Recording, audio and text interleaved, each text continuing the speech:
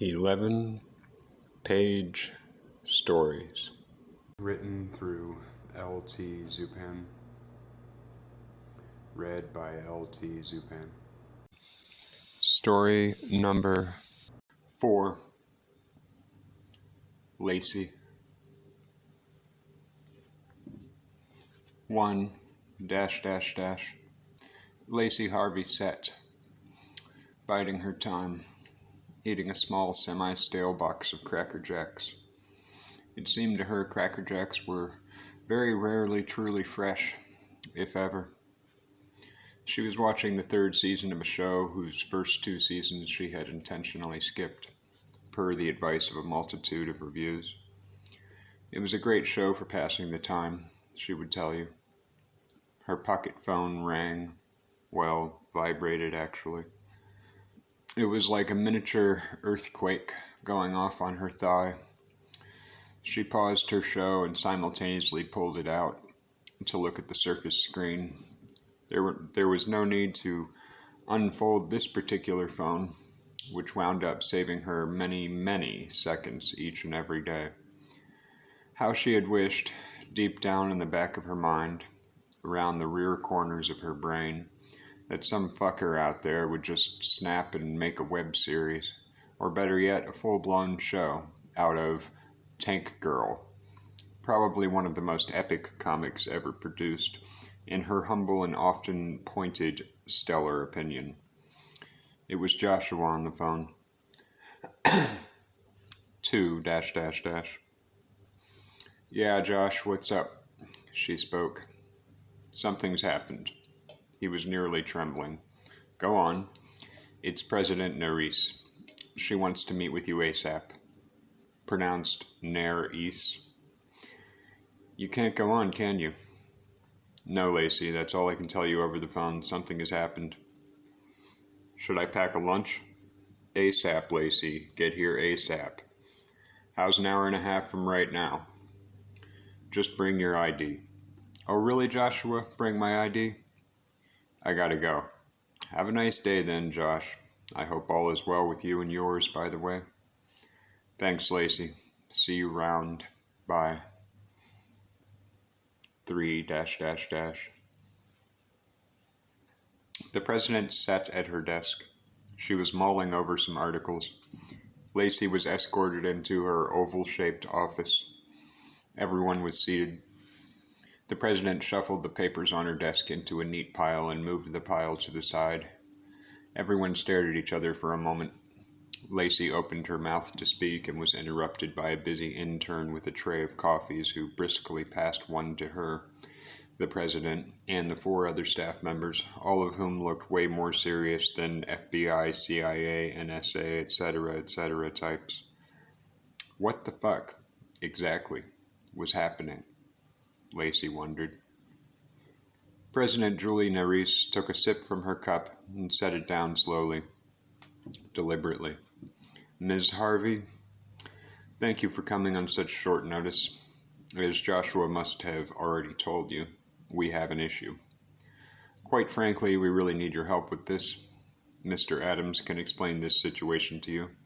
Mr. Adams? Yes, ma'am, Mr. Adams chimed in.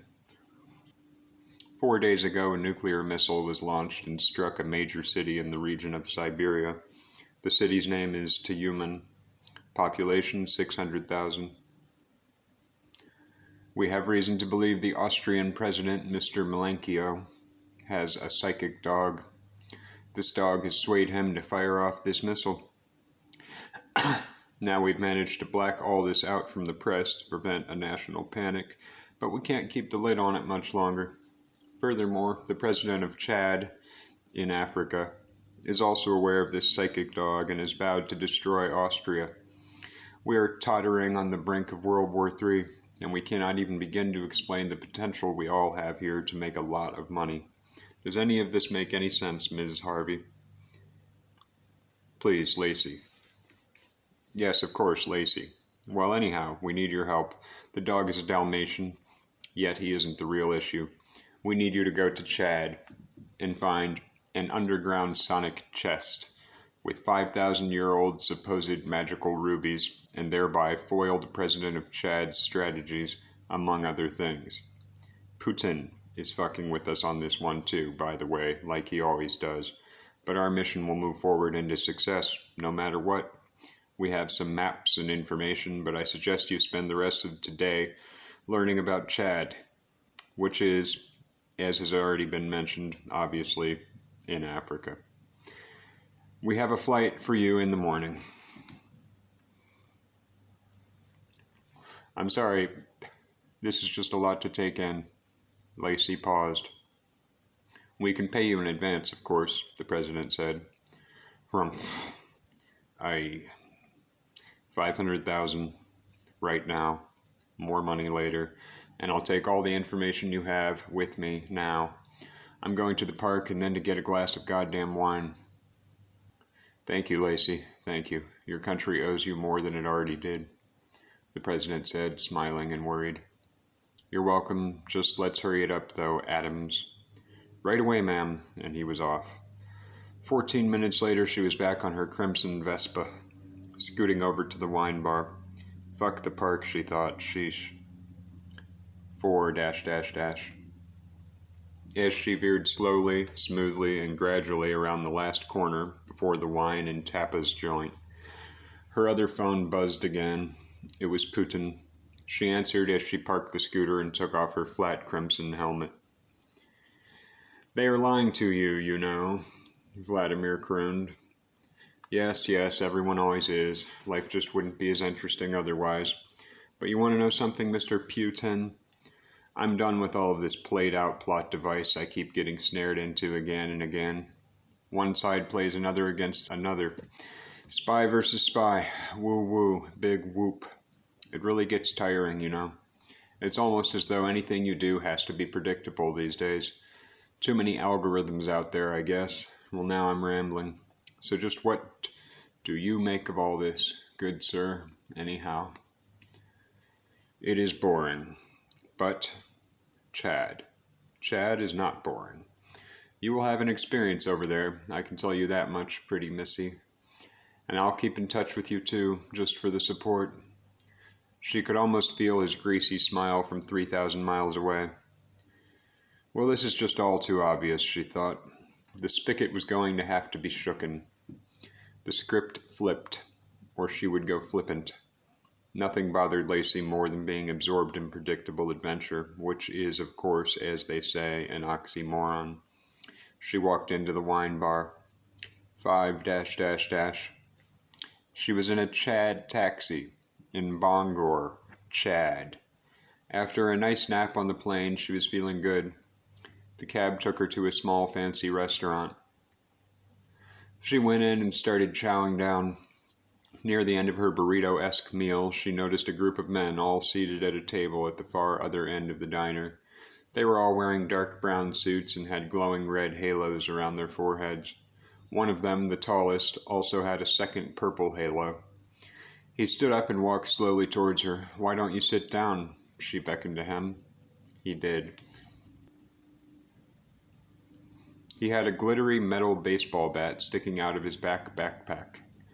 One that looked extremely expensive.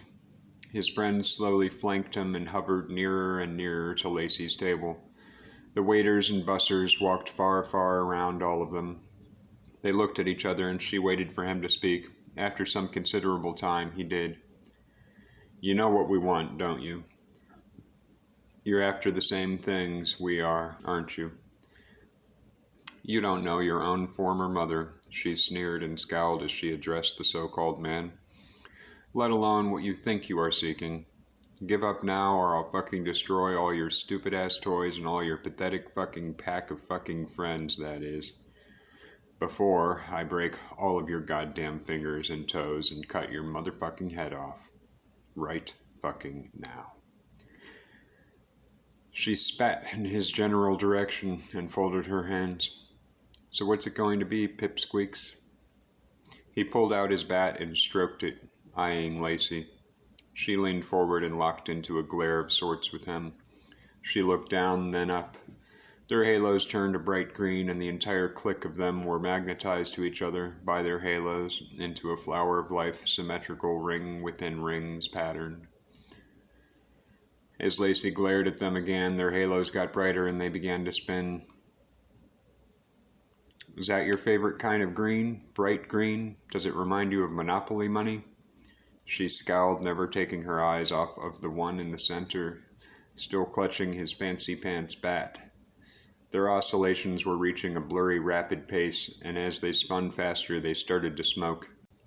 It was as though it were so fast it was catching them on fire, which really only made sense in some strange Lacey land of alternative physics. But perfect sense it did make, in fact, and everyone knew that Lacey knew that everyone understood these concepts. Everyone, including the little kids witnessing this spectacle and getting whisked away with their eyes covered by concerned parents, thankfully.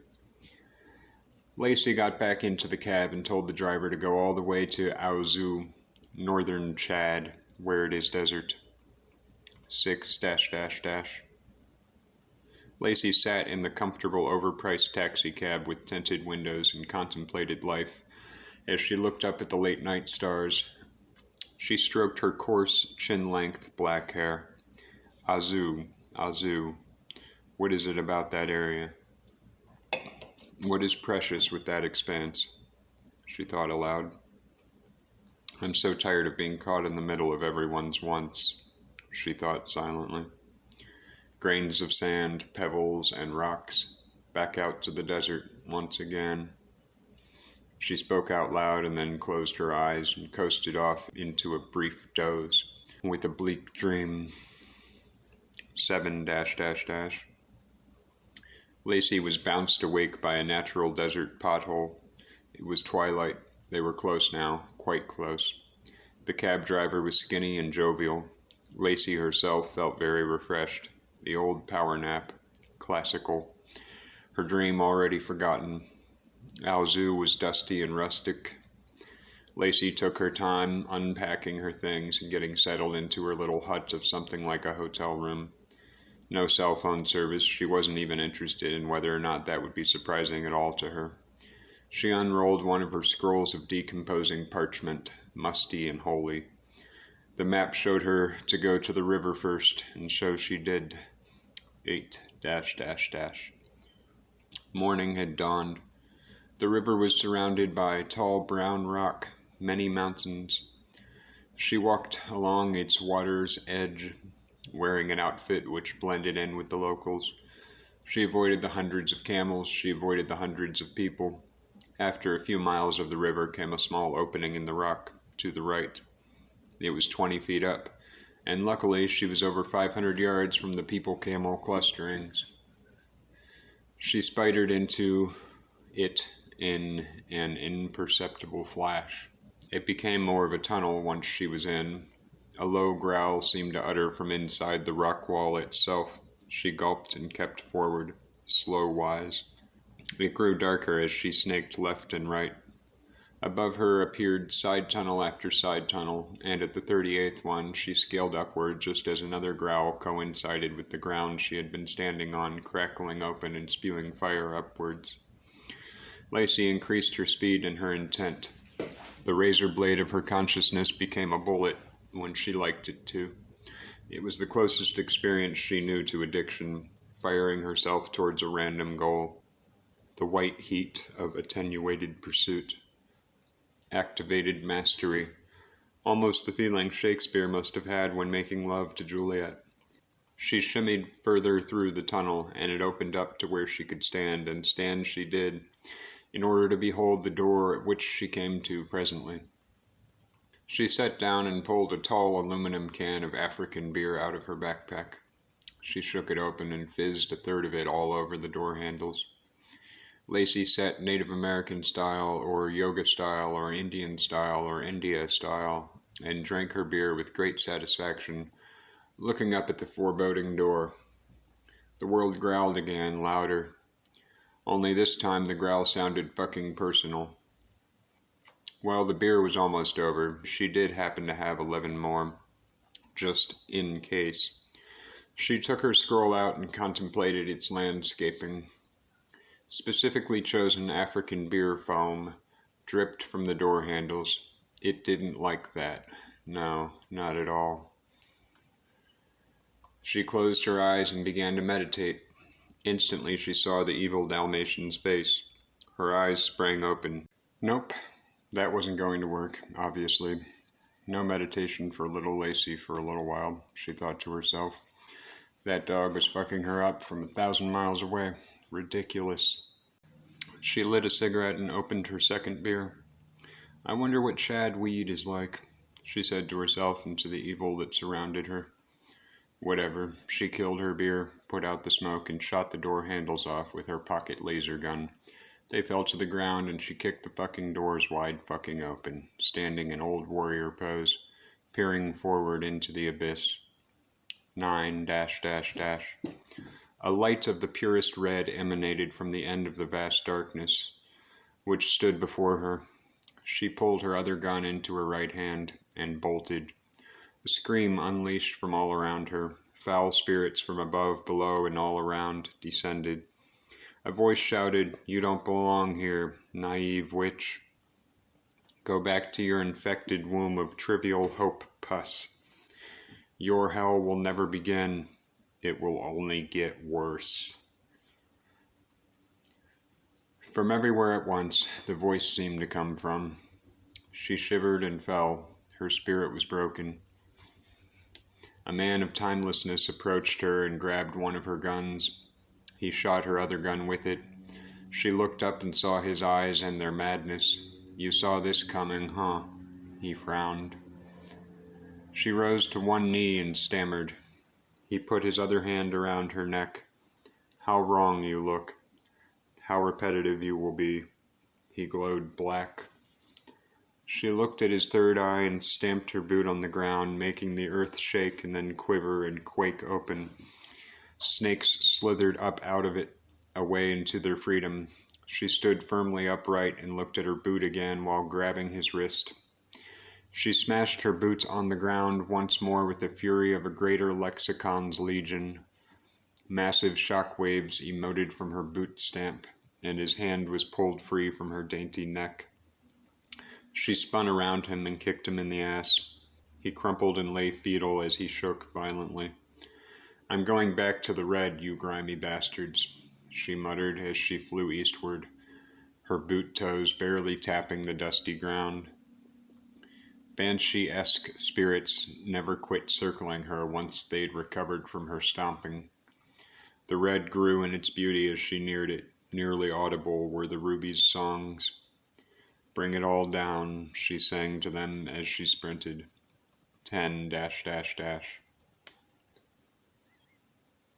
"I've got your precious, and I'm keeping 34% of it, Nerys," Lacey stated blandly and flat. Fuck. A pause. That quick? That fast? Fuck. "Yes, Miss President, and Putin is aching for them, by the way. Where do we meet? I need my 1.87 million and we're done," Lacey said, sounding annoyed. No, not done for good, perhaps. Just where? I'm not in the fucking mood for fucking games. "Tonight, the Situation Room, and thank you, 8 p.m. "Well, all right then, you're very welcome." Lacey tapped the phone off. 11 ... I feel so exposed, Lacey thought to herself as she drank beautiful gourmet coffee back in her apartment. She was smoking cigarettes again. And lonely, but what else is new? Her money had been deposited. Putin had finally fucked right the hell off, and the chest of magical rubies was sitting in front of the coffee table, still locked shut. She stared at it through her tobacco smoke. She took another sip of her spicy vanilla cappuccino. Josh called, and she pressed ignore. Now was not the time. The chest was unfinished mahogany and acacia. Its aura was vibrant. She arose and walked towards it. She crouched down and fished the keys out of her backside pocket. She jangled the correct key in and clicked the lock open. She placed the lock carefully on the coffee table and put her smoke out. One more sip of cappuccino, she thought. She put the mug down after a small swill and turned back to the chest. She released its latch and opened the lid. 12 ... The inside of the chest glowed red. The inside of her chest grew red. She leaned forward and looked in.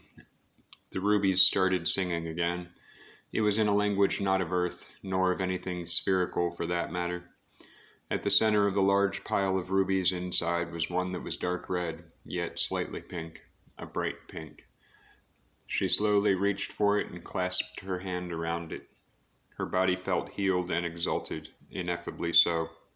She closed the chest and went back to her couch and set the center ruby that she had plucked out onto the wooden and stone coffee table. It stood upright on its own like some kind of ultra diamond, with a beauty translatable only through emotion. She leaned back and looked at it. A relationship was forming. She knew it. She started watching the next episode of season 3 of that one show, only with a very new and very special friend.